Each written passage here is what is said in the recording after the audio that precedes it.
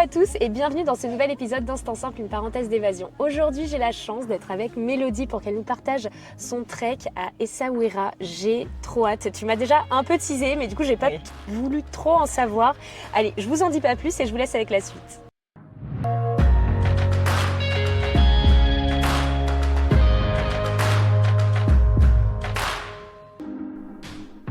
Bienvenue sur Instant Simple, une parenthèse d'évasion. Je suis Lina, coach de vie certifiée et voyageuse solo passionnée. À travers ce podcast, je vous propose chaque mardi un récit de voyage, une anecdote qui a été transformatrice pour moi ou l'un des invités. Le but, c'est d'aller explorer ensemble les leçons de vie qu'on a pu tirer de ces expériences, parfois un peu folles quand même. Alors si vous cherchez un podcast qui mixe développement personnel et voyage, vous êtes au bon endroit. Si ce concept vous plaît, je vous invite à soutenir ce podcast en laissant une note, un commentaire ou en le partageant à vos proches. Sur ce, bon épisode. Hello Mélodie. Salut. Comment tu vas ? Ça va très bien, merci. Et toi ? Oui, ça va super. Ouais. Bon, pour ceux qui nous regardaient, vous verrez qu'on est dans un environnement assez atypique. On est dans la voiture de Mélodie. Exactement. C'est chaleureux. Voilà, Mélodie nous accueille dans sa voiture. Parce qu'on a essayé d'aller dans un bar avant et vu qu'on y allait pendant l'heure de midi, c'était un peu trop bruyant. Et on s'est dit, on préfère privilégier la qualité sonore que la qualité du fond, même si ta voiture est très accueillante, ma foi. Donc, Mélodie, c'est assez drôle parce que du coup, toi, tu me suis sur les réseaux. C'est ça. Depuis la fin de la Thaïlande à peu près. Exactement. Cet été. Oui. Ok. Et quand tu as vu du coup mon post en mode je recherche des gens qui veulent partager une histoire, tu t'es dit ? Je me suis dit allez, c'est parti, pourquoi pas, tenter l'expérience. Alors j'ai pas l'habitude de raconter mes histoires et du coup ça me permet aussi de me faire un exercice et de sortir ma zone de confort grâce à toi. C'est le but de la vie, hein, sortir de sa zone de confort, c'est important. C'est ça qu'on aime. Et oui, le projet, je me suis dit, je me suis reconnue direct et je me suis dit pourquoi pas me lancer, allons-y. On va parler de tout ça, c'est trop bien. C'est génial. D'ailleurs, si vous aussi, vous avez envie de partager votre histoire avec moi, n'hésitez pas à me contacter. C'est vrai que je fais de plus en plus maintenant, je privilégie les épisodes. J'ai déjà fait des épisodes en visio avec des gens, mais je trouve que l'interaction, elle est moins fluide que quand tu vois la personne en face à face et tu peux rebondir beaucoup plus facilement. Enfin bref, voilà, parenthèse fermée. Est-ce que tu peux nous teaser ton épisode en genre 30 secondes ? En 30 secondes.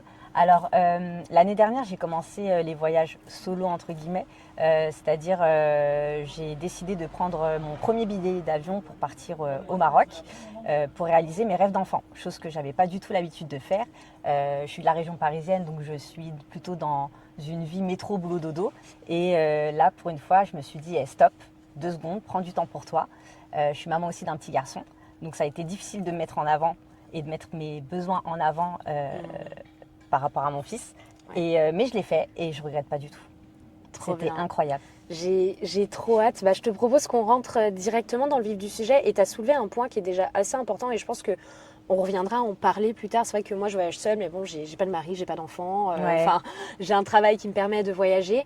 Mais c'est vrai qu'en tant que maman, souvent, c'est un frein qui revient, enfin un frein, c'est très bien d'avoir des enfants, hein, mais c'est un frein qui revient souvent chez mes abonnés à dire ouais, moi je peux pas partir toute seule parce que j'ai un mari et j'ai des enfants. Exactement. Et c'est vrai que on va en reparler parce que je trouve que c'est un sujet qui mérite d'être abordé. Alors, comment ça s'est passé déjà comment tu as eu le déclic de dire vas-y, je pars ? Alors, comme je te disais, j'étais dans ma vie un peu métro, boulot, dodo. Et à un moment, ça allait beaucoup trop vite, je ne m'y retrouvais pas et j'avais besoin de ressentir certaines choses, de nouveautés. Et du coup, il y a un moment, j'ai commencé à lire un livre, c'est le livre de Maud Ankawa qui s'appelle Kilomètre Zéro. Et je suis désolée de le citer, je ne sais pas, mais en tout cas, je le conseille vraiment à tout le monde. Ce livre a vraiment changé ma vie et ça a été le déclic dans ma tête. C'est le premier bouquin que je lis déjà entièrement. Enfin non, le deuxième. Il y a eu L'Alchimiste de Paulo Coelho. Ah, ça c'est mon préf. Ouais, ça c'est le premier livre de ma vie que j'ai lu entièrement. Et après, là c'était Kilomètre Zéro. Et vraiment, j'ai pas envie de parler du livre parce qu'il faut vraiment aller le voir et surtout lire. Mais ça a été vraiment le déclenchement total dans ma tête. Ouais. Et suite à ce livre, j'ai pris mon premier billet d'avion, comme ça, sur un coup de tête. Parce que c'est vrai que si on revient sur Kilomètre Zéro, alors moi, justement, c'est bizarre parce que je me l'étais acheté avant de partir en janvier là, dans mon grand trip en Asie. Ouais. Tout le monde parlait de ce livre. Du coup, je me suis dit, tiens, je vais me le prendre et ce sera parfait pour mon voyage. Mais du coup, je pense, pour le coup, je ne l'ai pas fini et je l'ai redonné à une fille au Cambodge qui avait besoin de lire quelque chose et je lui ai dit, écoute, je pense que peut-être il peut te convenir. Moi, je ne me suis pas retrouvée dans ce livre dans le sens où c'est une femme parisienne, métro, boulot, dodo, et moi, je suis vraiment pas comme ça. C'est ça. Et du coup, j'ai eu du mal à avancer parce que c'est vrai que je trouvais que c'était trop... Alors justement, tu vas faire le contre-argument, hein, mais chacun sa vision du livre. Je trouvais que c'était trop gros. Enfin, en gros, que la fille, elle était vraiment tellement métro boulot dodo qu'elle était un peu parce que c'est une fille qui est métro boulot dodo et sa meilleure amie a un cancer et elle lui dit il faut que tu ailles au Népal récupérer un manuscrit au Népal. Et du coup, c'est l'histoire de son voyage au Népal qui va complètement la transformer. Et en fait, quand elle arrive au Népal, on lui parle un peu des énergies, que tout arrive pour une raison, qu'il n'y a pas de hasard et blablabla. Exactement. Et des fois, je trouvais que la fille, c'était vraiment sur-cliché de mais non, je vois pas de quoi il me parle. Et du coup, moi, ça m'avait un peu énervée parce que j'étais là, c'était un peu gros. Mais je pense que quand... Enfin, vas-y, dis ton avis. Je pense que quand tu sais, tu as vraiment cette vie parisienne où tu es métro, boulot, dodo, des fois, tu es déconnecté de ce que la vie peut t'apporter. Moi, je me suis vraiment reconnue dans cette fille-là parce que déjà, je suis une fille qui adore les clichés aussi, donc pas tout le monde. Je suis aussi une rêveuse et j'aime ce truc de contraste fort. Une fille qui s'y attend pas, qui est totalement dans l'effet inverse d'être en alerte sur ce que la vie peut lui offrir et des fois de se reconnecter, et mine de rien, la vie peut envoyer des signes et c'est hyper important. Ouais, trop bien. Ouais. Et donc à la suite de ce livre, donc, tu réserves ton billet d'avion. C'est ça. Pour partir où? Pour faire quoi? Est-ce que tu as une idée déjà? Comment cette destination? Pourquoi? Le premier objectif, c'était de réaliser mes rêves d'enfant. Je suis cavalière, j'aime les chevaux. Il y a une période de ma vie où j'avais oublié cette passion. J'avais une perte totale d'identité que j'ai retrouvée. Et quand j'ai retrouvé cette identité-là et le fait de m'être reconnectée avec les chevaux, je me suis dit plus jamais je la mettrai de côté. Et pendant le Covid, j'étais tombée sur le compte de Yacine Cavalier. C'est quelqu'un qui habite à Essaouira et qui a monté sa propre société. C'est un autodidacte un peu qui s'est formé lui-même et qui choisit plutôt la paix avec ses chevaux que d'être forcément connecté au monde vraiment. Et je me suis dit un jour j'irai le voir et donc c'était en 2020, j'avais 32 ans et je me suis dit allez Mélo, au pire à tes 35 ans, je sais pas, dans ma tête c'était ma deadline, tu te fais la promesse qu'un jour tu iras le voir. Et je l'ai fait. C'était à la suite du livre que j'avais lu. J'ai dit c'est maintenant. Et puis en plus c'était la dernière année parce que j'allais sur mes 35 ans le 24 mai. Incroyable. Et je suis partie début mai à Essaouira. J'ai dit là c'est mort, tu t'es fait une promesse, tu y vas. Et je l'ai fait. Et ça a été une vraie source d'angoisse. Ça n'a pas été si facile. J'en parle avec facilité. Genre c'était ouf, ça fait rêver. Mais en vrai il y a tous ces à côté qu'on a évoqués tout au début. Quand tu es maman, que tu as des obligations, quand on a ce rôle-là. On a tendance à se mettre de côté et à privilégier notre enfant et ses désirs. Et le fait de se remettre en avant, même aux yeux de mon entourage, c'est pas forcément accepté. C'est un peu jugé, pointé du doigt. T'as un enfant, tu l'oublies, tu mets de côté. Mais du coup, je passe pour la fille un peu égoïste. Et quand tu as eu ce déclic justement de te dire vas-y, je réserve le billet, au niveau de l'entourage, du coup, comment ça s'est passé? Comment tu leur as annoncé? Est-ce que tu en as parlé du coup à ton conjoint est-ce que je peux le faire ou pas? Comment ça s'est passé? J'en ai parlé qu'à mon conjoint. J'en ai pas parlé autour de moi et j'en ai parlé à ma sœur jumelle un mois avant de partir. Parce qu'en fait, je voulais pas. J'avais pris mes billets en janvier pour mai et du coup, c'était resté dans ma tête et ça me déclenchait certaines angoisses à tel point qu'un mois avant de partir, je m'étais déclenché une tension dans l'œil. Ouais. Okay. Et donc du coup, j'avais été suivie après et ça faisait l'objet où peut-être que je ne pouvais pas partir à cause de ça. Mais je voulais pas en fait que les gens m'en parlent de ce voyage. Je voulais que ça reste une motivation et comme on dit, moins on en parle, plus on fait. Donc je voulais pas dire aux gens je pars, ça y est, et que ça me crée plus et que en gros je ressente les attentes des gens. Je veux pas ressentir cette attente-là des gens. C'était un truc vraiment pour moi et je voulais être égoïste à 100%. Mais pas égoïste dans le mauvais sens, égoïste dans le bon sens pour moi-même. Faire quelque chose pour moi et les autres n'ont pas besoin de savoir. Ouais. Et puis souvent, quand tu prends du temps pour toi, que tu te ressources, après c'est bénéfique aussi à ton entourage par la suite. Totalement. Enfin, je veux dire, tu rentres, tu es plus aligné, tu es plus en phase avec toi-même, tu as pris du temps pour toi et du coup, tu es plus enclin à propager ça autour de toi justement. Et puis vraiment, l'objet de ce voyage, ça a été de partir un peu à la conquête de moi-même. Parce que je suis avec quelqu'un depuis très longtemps, j'ai évolué avec lui, j'ai évolué dans notre vie, mais dans ma vie à moi, j'avais un manque Je m'étais un peu mis de côté et oubliée. Et du coup, j'avais vraiment envie de sortir de ma zone de confort et de dire, ok, quelle femme t'es aujourd'hui vraiment? Ouais. Un peu à la reconquête de cette identité que j'avais perdue 5 ans auparavant. Et c'est ce que j'ai fait. Et je regrette pas du tout. Trop bien. Et du coup, les quelques jours avant de partir, comment tu te sens en prenant l'avion, tout ça? Gros stress. Vraiment, au départ, pas bien du tout. J'appelle ma sœur en pleurs. Je suis totalement déséquilibrée émotionnellement. J'ai cette culpabilité maternelle qui est là. Et pourtant, je suis pas une maman poule. J'aime mon fils plus que tout. Et bien sûr que je donnerai ma vie pour lui. Mais je suis pas cette maman poule vraiment. J'ai envie de montrer l'exemple à mon fils. Je veux que, d'autant plus que c'est un garçon et que j'en ai qu'un seul, je sais que plus tard j'éduque un homme et j'aimerais qu'il ait ce truc de respecter les femmes et de leur laisser leur espace et leur pouvoir de décision quand elles décident. Et je veux lui montrer plus que lui inculquer, lui dire. Ouais. Et du coup, c'est une pression que j'ai cette culpabilité qui est là. J'appelle ma soeur jumelle, je suis en pleurs, je ne sais pas quoi faire de mes émotions. Il faut savoir aussi que dans la vie, je suis une trouillarde et pour de vrai. Je suis une vraie trouillarde de tout, je m'inquiète de tout et j'essaye de me laver un petit peu de ça. Ouais. C'est pas chose aisée, mais j'ai trouvé en fait, je sais pas comment dire, mais j'ai su passer outre derrière. Et une fois qu'on a passé ce cap, on a passé cet obstacle de mettre de côté un peu ses émotions et dire c'est bon, maintenant t'y vas. Ouais. On n'a qu'une vie, c'est maintenant. Pense à demain, tu l'auras fait. Et oui, j'ai envie de remplir ma vie de ouais, je l'ai fait quoi. Trop bien. Et c'est trop beau ce que tu dis justement d'éduquer un homme et de... Ouais. Enfin, un futur homme du coup, parce qu'il est sûr. encore jeune. Enfin, il a 9 ans, tu il vois. Il a 9 ans, ouais. Mais c'est vrai que c'est beau de se dire, ouais, parce que nos enfants, on a beau leur dire des choses, au final, eux, ils sont pas bêtes, ils voient ce qu'on fait. Ils reproduisent ce qu'on fait. C'est ça. C'est pas dans ce qu'on est réellement, c'est dans ce qu'on fait. Ils reproduisent, c'est par mimétisme avant tout.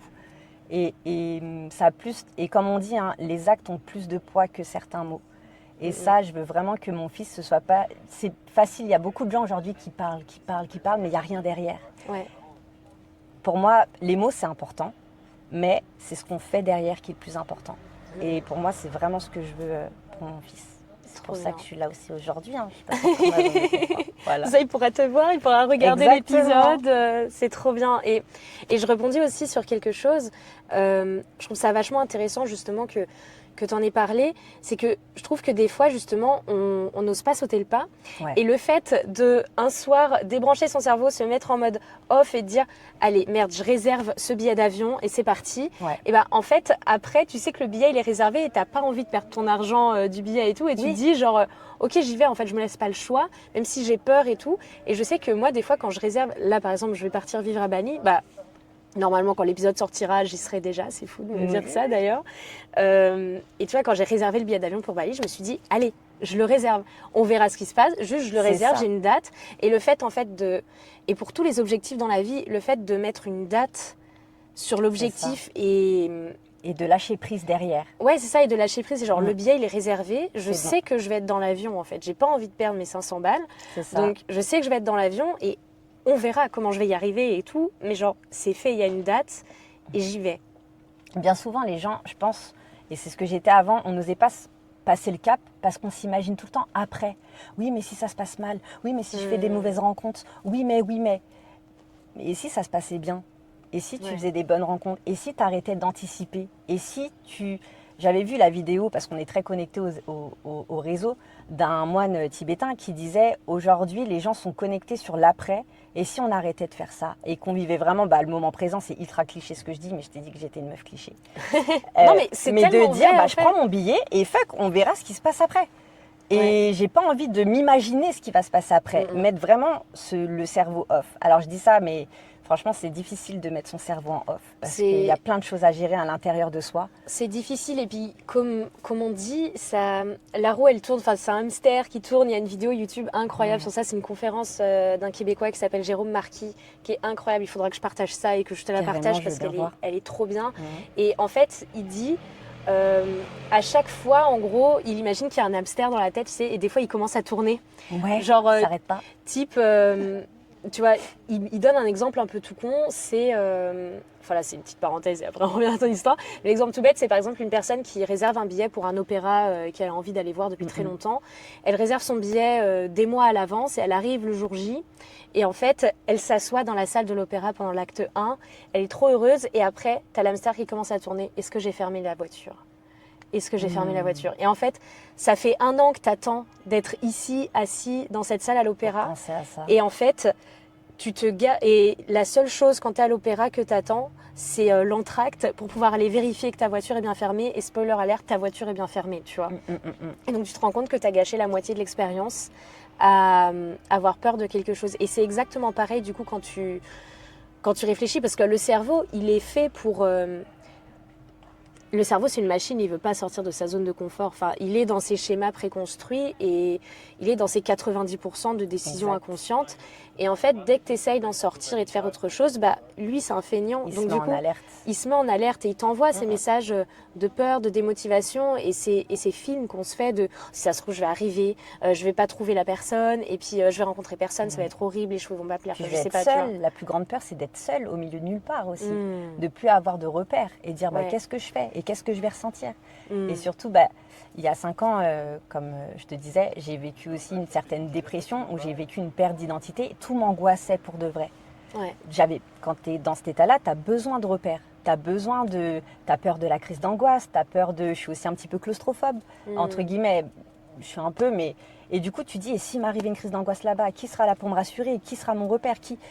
Et je me sentirais pas en sécurité. Et c'est des fondements, en fait, dont tu as besoin réellement. Donc, partir comme ça dans l'inconnu, c'est vraiment sauter... C'est comme si tu sautais en parachute sans parachute et tu as peur de te ramasser. C'est ça. Sauf qu'en vrai, tu l'as ton parachute, sauf que tu n'en es pas encore consciente. Et que tu vas kiffer quand tu es en l'air et que tu vas regarder tout ça d'en haut. C'est ça. C'est ça le truc. Et donc du coup là, allez, on se reprojette t'es quelques jours avant de partir, t'es dans l'avion, qu'est-ce qui se passe ? Quand je suis dans l'avion, déjà ma sœur m'accompagne dans le trajet juste avant de prendre l'avion. Je suis incapable de lui adresser la parole. Tellement mon niveau de stress, il n'est même pas à 10 sur 10, il est à 100 sur 10. Ma sœur essaie de me décontracter, elle me connaît par cœur et puis j'ai la chance d'avoir ce lien gémellaire aussi. Donc elle parle, elle meuble un petit peu tout ce qui se passe autour de moi. Et moi je suis là, je regarde la fenêtre comme un chien qui regarde derrière la fenêtre. Il ne se passe rien dans mon regard, vraiment, je prends sur moi.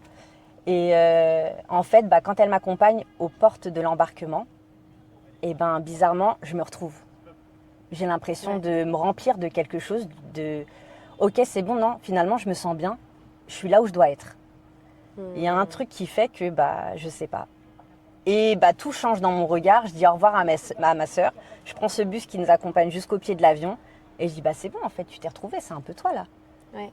Et allez, go. Je rentre dans l'avion et ça se passe hyper bien. Je me sens bien dans l'avion. Il est pratiquement vide aussi, ça m'a beaucoup aidée.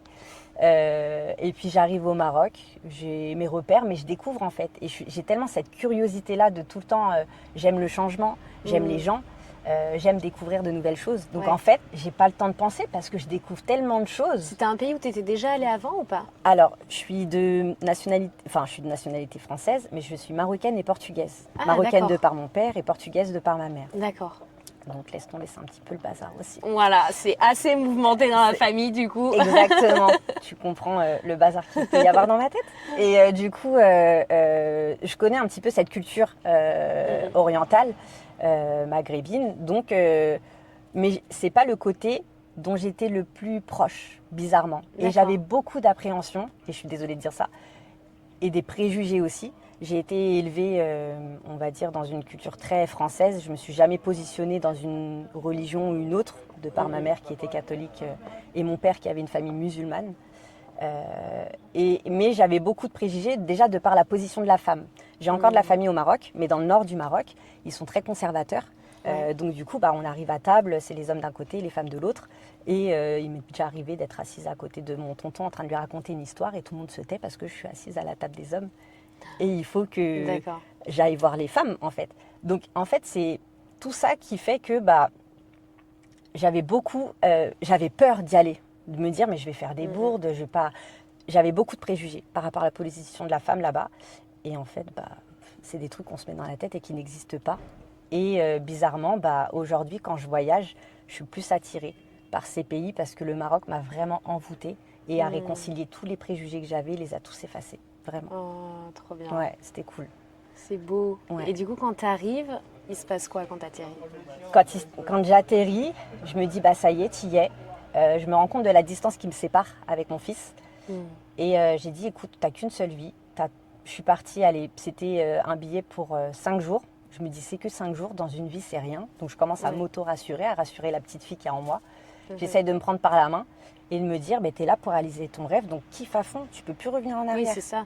Faut pas que ta tête, elle soit avec ton fils à Paris. Enfin, tu le retrouveras dans 5 jours. Quoi. Exactement. Et du coup, tout était bien organisé parce que j'étais rentrée en contact aussi avec Yacine qui m'avait mis en contact avec un monsieur pour le taxi, pour m'emmener à l'hôtel. Comme j'étais dans le but de faire un seul voyage dans ma vie et de réaliser mon rêve, j'avais pris aussi un très bon hôtel.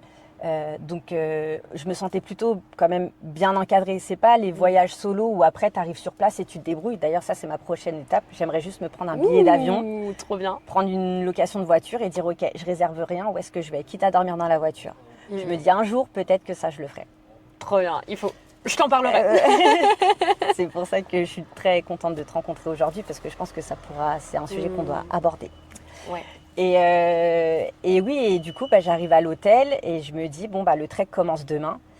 Et profite et vas-y. Hein. Donc au début, j'hésite à sortir de l'hôtel pour aller visiter la Médina parce que je suis une trouillarde, j'ai peur. Ouais.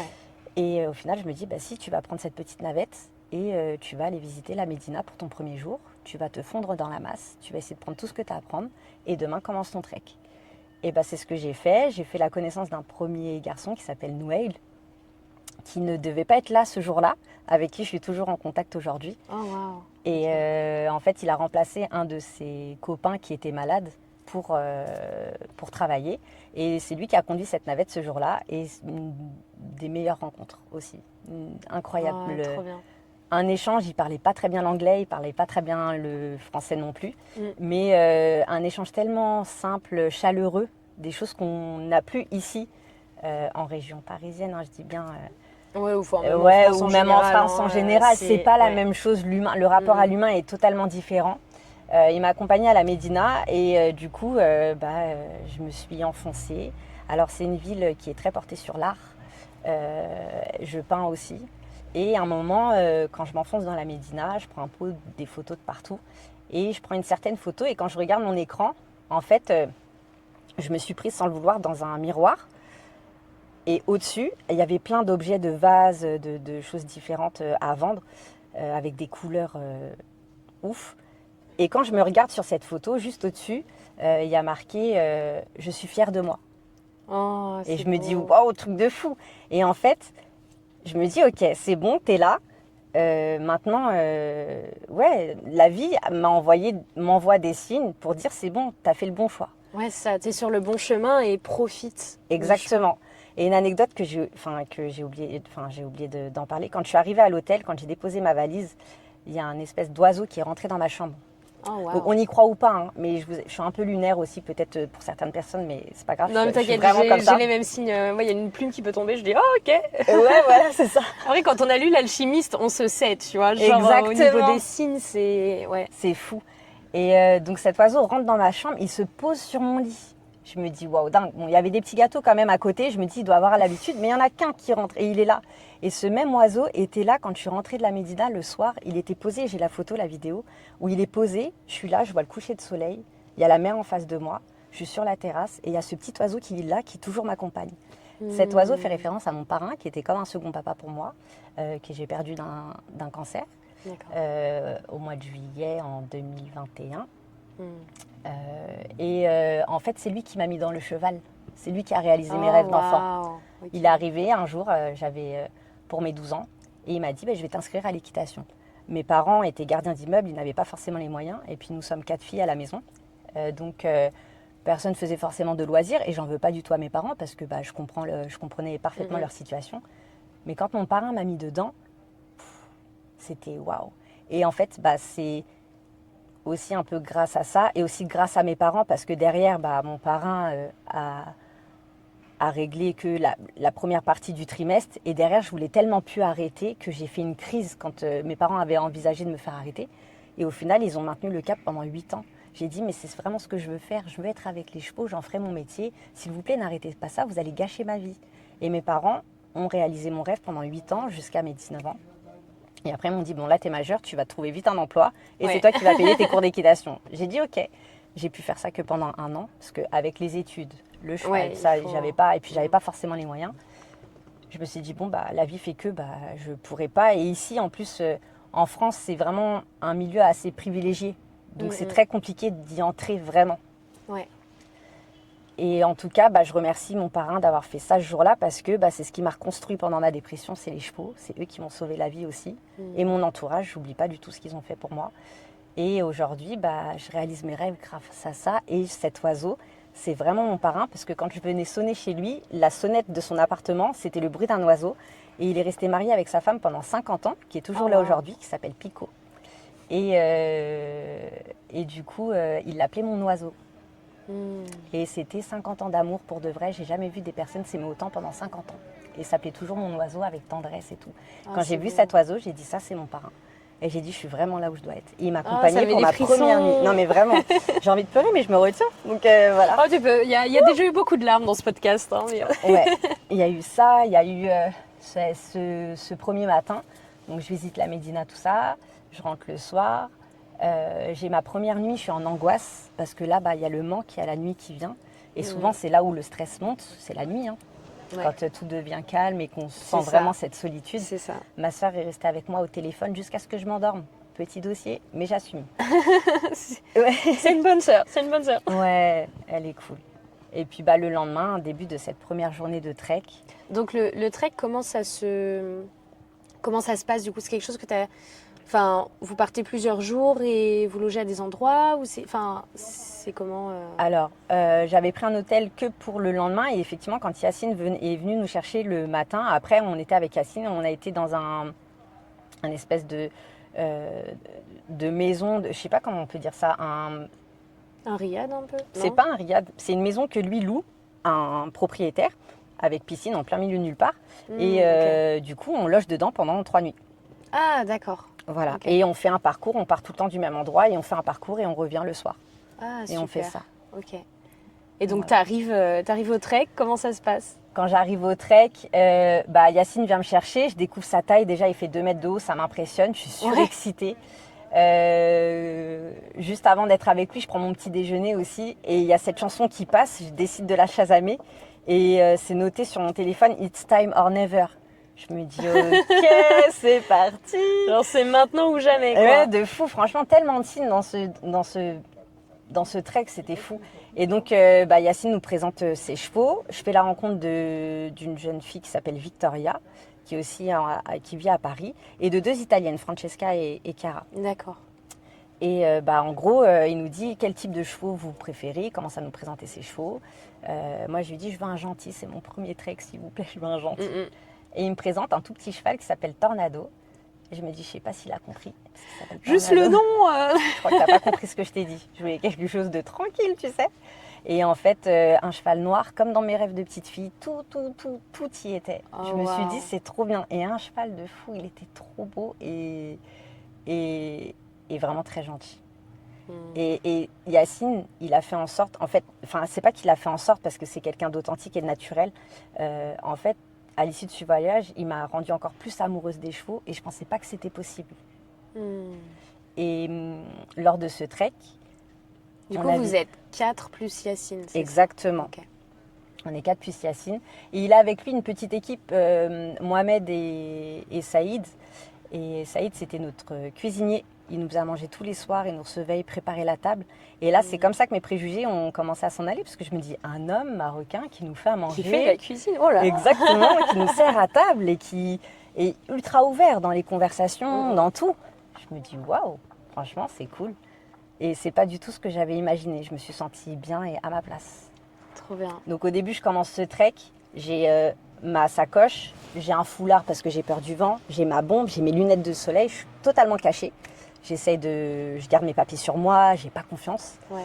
Et le soir, on devait faire un shooting pour galoper au coucher de soleil au bord de la plage. Oh waouh. Je me suis dit là, mais l'eau, les autres, elles montent sans bombe, elles sont là, aucune protection, lâche-toi quoi. Et donc j'ai enlevé ma bombe, j'ai enlevé mon foulard, j'ai enlevé ma banane et on est parti sur la plage et j'ai fait mon premier galop au coucher de soleil sur Tornado. Oh, wow. Et on voit en fait le contraste du début de mon trek et de cette fin de journée. J'étais plus la même personne. Et ce que j'ai ressenti, moi mon rêve de petite fille c'était juste de galoper sur la plage. Et en fait à l'issue de ce voyage, je me suis rendu compte que je m'étais même pas permise de rêver aussi grand. Ce que j'ai vécu là-bas, c'était tellement fou, c'était au-delà de ce que je m'étais autorisée à rêver. Et en fait, j'étais tombée aussi pareil sur une vidéo de Raphaël Quenard qui disait c'est important aussi des fois de ne pas réaliser ses rêves pour rester dans le fantasme parce que le jour où on les réalise, il y a ce vide qui peut apparaître. Ouais. Et en fait, je suis pas sûre. Ouais, dans l'alchimiste, il y a un gars, le vendeur de pierres. Exactement. Il est dans ce... Pour ceux qui n'ont pas lu l'alchimiste, c'est un livre déjà que... Allez dans toutes les librairies, achetez-le direct ou trouvez-le dans une boîte à livres. Mais justement, c'est Santiago, un jeune berger, qui part à sa quête du bonheur. En fait, un soir, il a un rêve, on lui dit ton bonheur est aux pyramides d'Égypte et lui, il est en Andalousie. Et du coup, ce livre, pour faire très succinct au niveau de la description, c'est son voyage de l'Andalousie jusqu'aux pyramides d'Égypte. Et du coup, pendant ce voyage, c'est vraiment... c'est un conte philosophique, l'alchimiste, donc déjà c'est très court à lire si vous aimez bien les livres courts, c'est pas mal. Et du coup justement, il rencontre, son voyage est parsemé de personnes du coup, qu'il rencontre et qui ont tous vraiment une vision du bonheur différente. Et à un moment, il rencontre ce marchand de pierre justement qui dit la même chose, qui dit bah oui j'ai des rêves mais je veux pas les atteindre parce qu'après j'aurai plus de rêves. Exactement. Et c'est fou. Et du coup je me dis c'est vrai et ça fait peur ce vide qui existe derrière, mais je suis pas aujourd'hui tout à fait d'accord avec ça. Effectivement, il y a ce vide de se dire ouais, ok, c'est bon, j'ai coché une case, je l'ai fait, mais en moi, en tout cas, pour ma part, ça a déclenché beaucoup d'autres rêves. Je me suis dit tellement, ce que je m'étais permise d'avoir dans ma tête, c'était tout petit. Je me suis dit, il doit exister tellement d'autres choses que ça m'a donné envie de faire encore d'autres choses. Et je pense que oui, on a une vie, c'est pour réaliser ses rêves et ne rien regretter à la fin. Et d'être cette petite mamie, ou je sais pas, mais je m'imagine comme ça, qui a plein d'histoires à raconter et qui peut se permettre en tout cas, de peut-être inspirer les gens, pas les influencer, parce que j'aime pas ce mot-là, mais les inspirer. Comme tu disais, semer la petite graine, mais qui aide à s'émanciper, à se développer et surtout à ne rien regretter. Et ce qui est beau aussi avec les rêves, c'est qu'il faut s'autoriser à en avoir à tout âge. Enfin, là, c'était un rêve d'enfant du coup que tu as mené à bien et que tu as réalisé. Et après, c'est ok de se dire, parce qu'il y a beaucoup de gens, des fois, quand tu les croises, ils te disent « Non, j'ai pas de rêve ». Et c'est triste de rencontrer des gens qui disent « J'ai pas de rêve ». En fait, c'est pas parce que ce rêve-là, tu l'avais pas à 5 ans qu'il ne mérite pas d'exister, en fait. Exactement. En fait, un rêve, c'est pas forcément un rêve, ça peut être une envie. Déjà, juste commencer par là, des envies. Moi, tellement j'ai été déconnectée à un moment donné, juste une envie de prendre un jus d'orange. J'étais tombée sur une thérapeute et c'est elle qui m'a reconnectée à plein de choses. Il y a un moment, je m'étais sentie vraiment enfermée à tel point que j'avais développé de la claustrophobie, tu sais. Et j'arrive dans son cabinet et elle me fait un exercice autour de boutons de chemise et d'un verre de jus d'orange. Et ça aussi, c'est tout petit, c'est con, hein, mais c'était une façon de me dire que la moindre petite envie, c'est comme un espèce de mini-rêve. Et plus on s'autorise à combler ses envies, plus peut-être que les rêves arriveront derrière. Que les gens n'ont pas de rêve, je le conçois. On n'a pas la même vie, le même parcours. Je peux comprendre que des gens n'ont pas forcément de rêve. Mais combler ses envies, c'est important aussi de temps en temps. Juste ça, des choses très simples. Et par ces boutons de chemise, elle m'avait demandé d'en choisir un. Et ce bouton devait représenter une personne. Et bizarrement, je pensais en prendre plein parce que j'avais plein de gens, j'étais entourée de trop de monde. Et au final, j'en ai choisi que 7. Et les 7 personnes les plus importantes, dont mon fils et mon conjoint, mes parents et ma sœur jumelle. Et dans les boutons que j'avais choisis, pour celui de mon fils, c'était un petit diamant. Il était tout petit, je me dis ça le représente parce que c'est encore un bébé et c'est la chose la plus précieuse que j'ai dans ma vie. Et en fait, j'avais choisi le même bouton et c'était un bouton comme une petite émeraude. Et je lui dis parce que la couleur verte, c'est ma couleur et on dit que c'est la couleur de l'espoir et c'est ce dont j'ai besoin aujourd'hui. Et ma thérapeute me dit mais vous avez choisi la même taille de bouton, sauf que vous êtes sa mère. Vous ne pouvez pas être aussi petite que lui. Et je me suis dit, ah ouais. Ah, c'est bête, hein. Ouais. Je dis, en fait, c'est bien ce petit bouton de chemise. Et elle m'a dit, je dis, le problème aujourd'hui, c'est que je n'arrive pas à trouver ma place peut-être, et j'ai envie de, je ne sais pas comment voir les choses. Elle m'a dit, comment vous voyez ces personnes-là dans votre vie? Et elle m'a dit, montrez-moi en me faisant un schéma avec ces boutons. Vous placez, et vous placez les gens selon comment vous les voyez dans votre vie. J'ai dit, ok. Et en fait, je les avais placés je m'étais mis moi au milieu, et j'avais placé toutes ces personnes autour de moi. Elle m'a dit, ok. Et du coup, dans vos mouvements, est-ce que vous vous sentez libre? J'ai dit, bah non. Elle me dit, donc vous êtes, j'ai dit, bah oppressé. Et j'ai dit, bah oui. Elle fait, comment vous pouvez faire aujourd'hui pour changer ce schéma-là de façon à vous libérer de tout ça? Et ben du coup, j'ai mis tous ces boutons face à moi. Et j'ai dit, bah comme ça, je peux aller vers une personne si j'ai envie, vers une autre, reculer ou contourner ou passer outre. Et en fait, je suis sortie de son cabinet, j'avais plus de claustrophobie. Je suis rentrée dans un ascenseur, mais trop bizarre. Mais vraiment, ça m'a tout enlevé. Mais pour de vrai. Parce qu'en fait, ça a mentalisé peut-être ce que ton inconscience avait déjà, Exactement. mais ça l'a conscientisé à ton conscient, justement. Exactement. Et je me suis dit, en fait, c'est là où j'ai pris conscience que tout était dans la tête et se reconnecter aux petites choses, prendre le temps de boire son jus d'orange, de le sentir passer, de penser à l'orange, des trucs bêtes, mais juste, voilà, de s'autoriser à s'évader de temps en temps pour des bonnes choses. Et ben, rien que ça, déjà, c'est le début de la paix. Ouais. C'est ça. Et si on revient du coup au trek, Oui. après ce premier coucher de soleil, comment tu te sens? Et ben, j'ai une vidéo où je marche les pieds dans l'eau avec mon cheval. Enfin, je suis sur lui, enfin, je suis dessus. Et on marche ensemble. Et en fait, bah, c'est la paix. Mais la paix ultime. Je me sens à ma place. J'ai envie d'être nulle part d'autre. La seule chose qui me tient, bah, toujours, c'est mon fils. Je me dis, en fait, j'aurais voulu qu'il me voie là tout de suite. Et j'aurais voulu qu'il soit avec moi. Vraiment. Mais je me suis sentie alignée. Comme si bah, toutes les planètes étaient alignées. J'avais plus besoin de rien, à part, oui, la présence de mon fils. Mais sinon, je sais pas. Comme si j'avais vidé toutes les choses toxiques qui étaient dans mon corps, toutes ces mauvaises pensées, tous ces démons. J'avais tout vidé. Incroyable. C'était la paix intérieure, vraiment. C'était fou de ressentir ça. La paix, mais dans son entièreté. C'était fou. J'étais bien.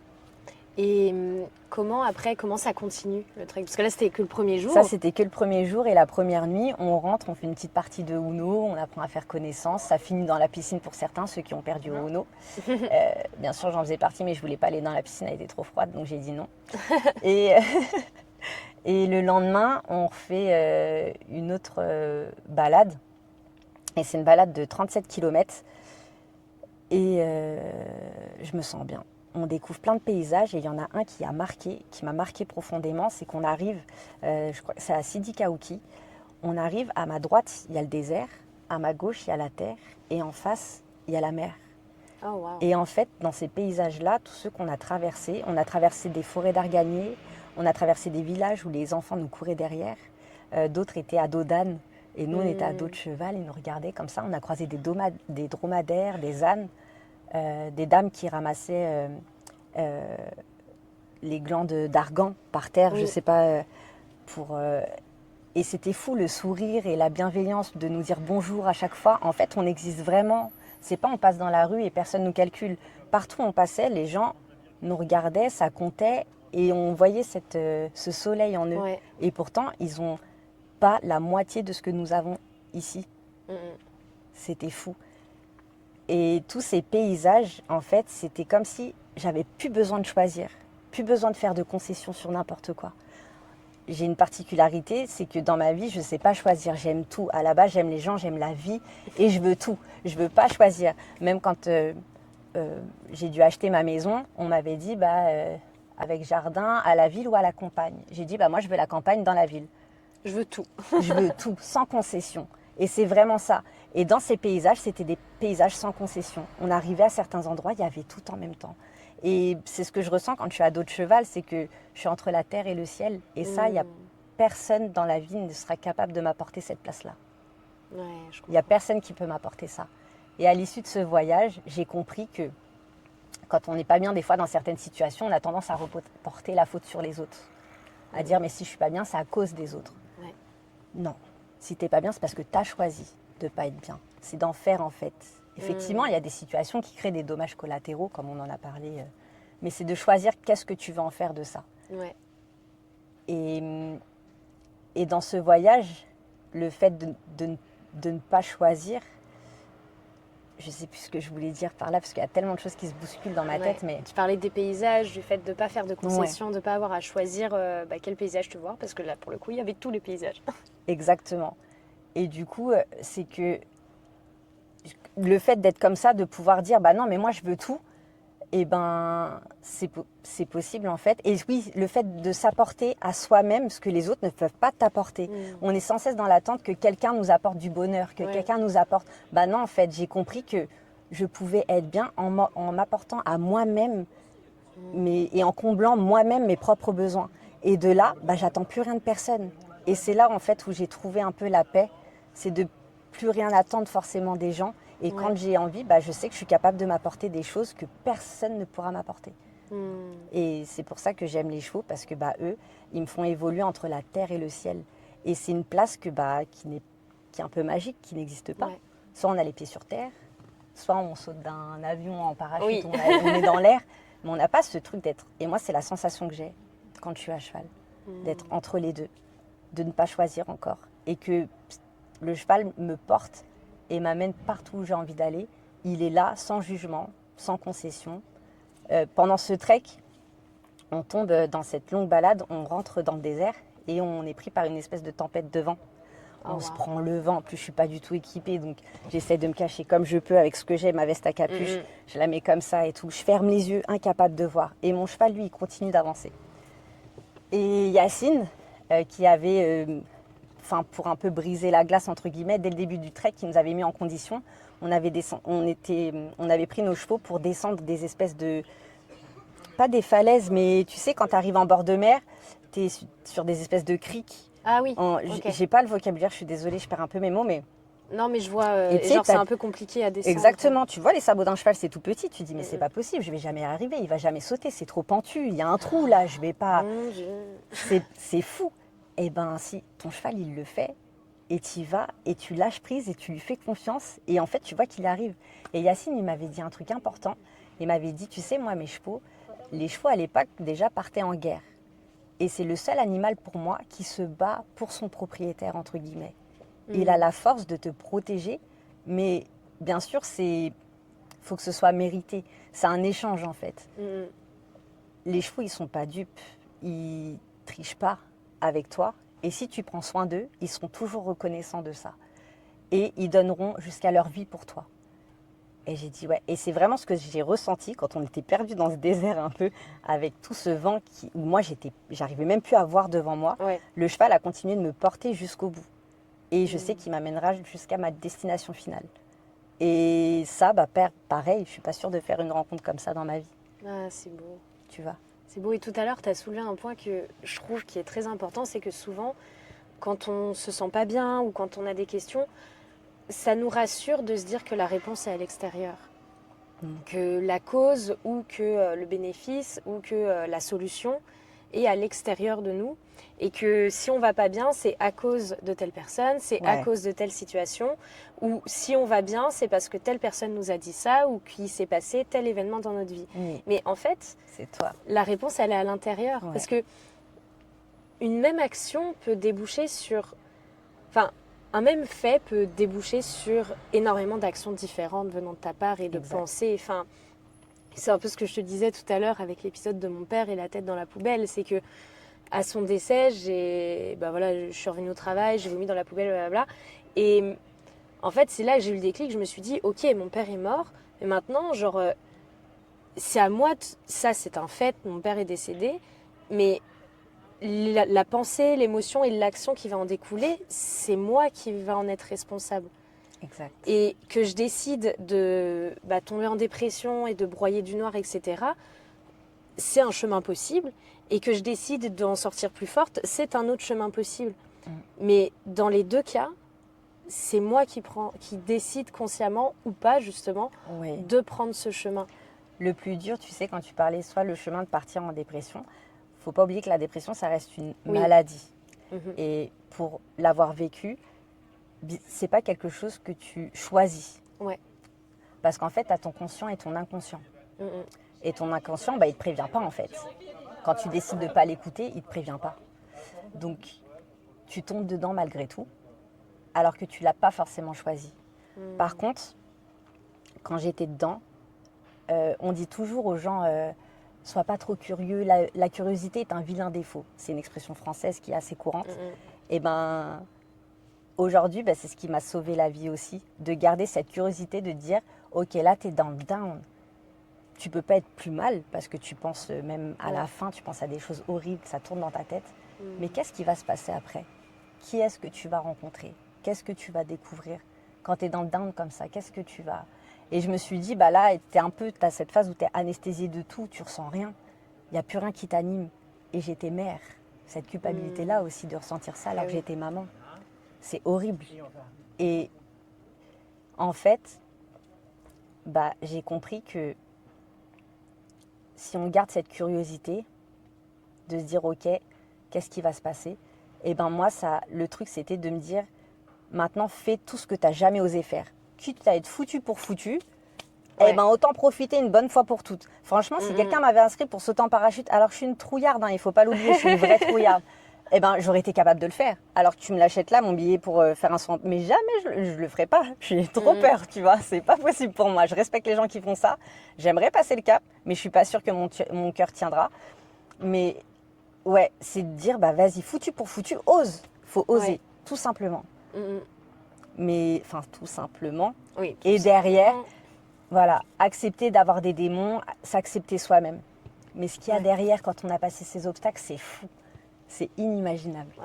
C'est trop beau ce que tu dis. Franchement, je te jure, ce voyage, il m'a métamorphosée à tel point que je me suis fait la promesse d'en faire un par an. Ok. Et donc, une fois par an, je m'autorise à quitter monsieur, à quitter mon fils. C'est dur, toujours. Et en fait, je fais aussi un peu... je mets un peu de côté l'éducation un peu que j'ai au-dessus, où on voulait me materner, me sécuriser et dire en gros, c'est pas pour toi, reste dans ta zone de confort, contente-toi de ce que tu as, surtout parce que c'est dangereux derrière, fais attention. Mais en fait, tu te rends compte que c'est pas forcément tes peurs, mais c'est la peur des autres et que tu as envie de correspondre à une image sociétale pour que les gens t'acceptent, t'aiment. Mais c'est pas ça la vie, c'est pas ça. Et puis les personnes aiment aussi, souvent par exemple, tu vois, quand je suis partie dans mes voyages et tout, les gens me disent ah ouais, mais fais quand même attention, ça peut être dangereux et tout. Et je dis ah oui, ok, tu y es déjà allée? Non. Alors pourquoi tu sais que c'est dangereux? Et ils savent pas quoi dire. Et en fait, tu te rends compte que la majorité des personnes, en tout cas, bon, je veux bien, admettons, quelqu'un qui a une très mauvaise... Par exemple, tu pars en Thaïlande, on dit attention, c'est dangereux. Quelqu'un qui a une très mauvaise expérience en Thaïlande et qui peut me le prouver par A plus B qu'elle a vécu quelque chose, là, ok, tu vois, j'entendrai ce qu'elle dit. Mais pour beaucoup de personnes, en fait, quand ils te disent ah ouais, tu pars toute seule, non mais t'as pas peur et tout, c'est juste le reflet de leur propre peur, mais il n'y a rien de... Quand tu leur demandes d'expliquer en mode... il va dire ah, j'ai vu l'autre jour une vidéo où apparemment il s'est passé ça. Il n'y a rien de concret derrière ce qu'ils disent, c'est juste le reflet de... Eux, ils l'ont jamais fait, peut-être parce qu'ils n'en ressentent pas l'envie, mais peut-être aussi parce qu'il y a quelque chose qui les retient et c'est une peur, et ils se persuadent que du coup c'est trop dangereux pour le faire. Mais c'est important, justement, comme tu disais, de relativiser et de se dire... les autres, ils me transmettent leur peur, mais c'est pas la mienne, c'est la leur. Exact. C'est pour ça que quand j'ai pris ce billet d'avion, au départ, j'ai voulu en parler à personne. Je ne voulais pas l'avis des gens. Je ne voulais pas l'avis ni de mes amis, ni de mes parents, ni de mes collègues. Je voulais rien. Parce que déjà, j'avais pas cette responsabilité de me dire t'es obligé de le faire parce que tu l'as dit. Non, si je le fais, c'est avant tout pour moi, c'est à l'intérieur de moi. C'est mon jardin secret. J'ai pas besoin de prouver à qui que ce soit. Et de là, ça m'a donné l'espace nécessaire et le courage nécessaire pour dire allez, c'est bon, tu le fais pour toi, vas-y. J'avais juste à m'occuper de moi, pas forcément du regard des autres. C'est se décharger un peu de certaines responsabilités. Donc c'est ce que j'ai appris aussi. À savoir, avant, j'étais une fille tellement sociable, je disais tout, je racontais tout, j'avais pas de secret, je suis nature peinture, tu sais. Mais des fois, c'est bien d'avoir son jardin secret. Ça évite d'avoir trop de pression. Et une fois qu'on l'a fait, bah oui, t'en parles et Ouais. tu partages. Et ça, c'est cool. Trop bien. Et si, parce que là, ça fait déjà 50 minutes qu'on papote, c'est Effectivement, énorme. ouais, de fou. C'est énorme. Ouais. Si on doit clôturer, bah déjà, est-ce que tu peux nous parler de la fin de ce voyage, du coup? La fin de ce voyage, je me dis, je suis à l'hôtel, je sors mon bouquin parce que j'ai écrit mon voyage aussi sur place. Et en fait, il y a toutes les images qui se bousculent dans ma tête, les échanges. Il y a eu une soirée aussi, c'était la dernière nuit. J'arrivais pas à rentrer. Je m'étais dit, c'est la dernière nuit là, il faut qu'on profite. Je dis à Yacine, viens, on sort.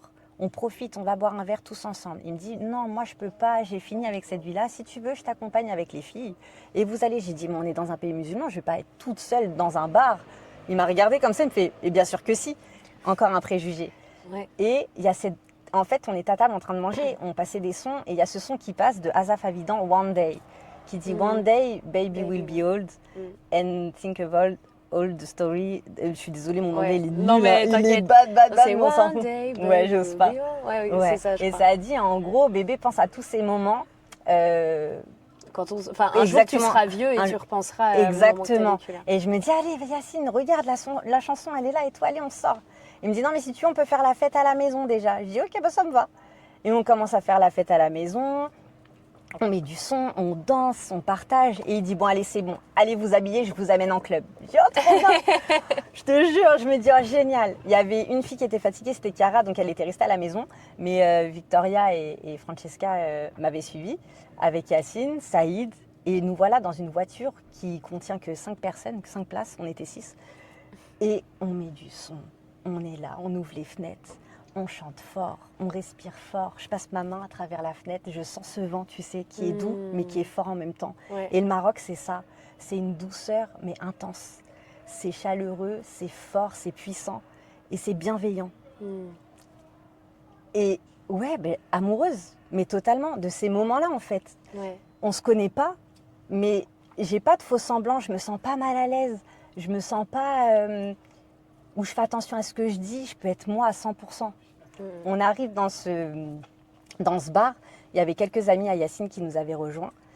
On se sert à boire, il y a du son qui passe et moi, je m'appelle Mélodie, la musique c'est un truc de fou pour moi. Ouais. Je vais danser et je m'arrête pas et je danse avec Francesca. Et à un moment, il y a Yacine qui vient me voir, il me dit Mélodie.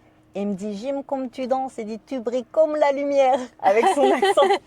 Trop mignon. Et là, je me retourne et je le remercie. Je le prends dans mes bras et je me dis, mais Yacine, c'est toi qui me fais briller parce que c'est toi qui réalises mes rêves. Si j'étais pas tombée sur ta vidéo, je serais pas là aujourd'hui. Et je lui dis, tu te rends pas compte de ce que tu fais pour les gens. Ah, c'est beau. Et je lui ai dit, mais merci pour tout ça. Parce que tu t'imagines pas à quel point d'où je viens. Et j'ai pas tout partagé là-bas, mais c'était fou. Et en fait, c'est des moments éphémères. Mais la vie, c'est ça, c'est éphémère. Et aujourd'hui, les gens, ils veulent des choses, ils veulent des amis de longue date. Ils veulent une famille soudée.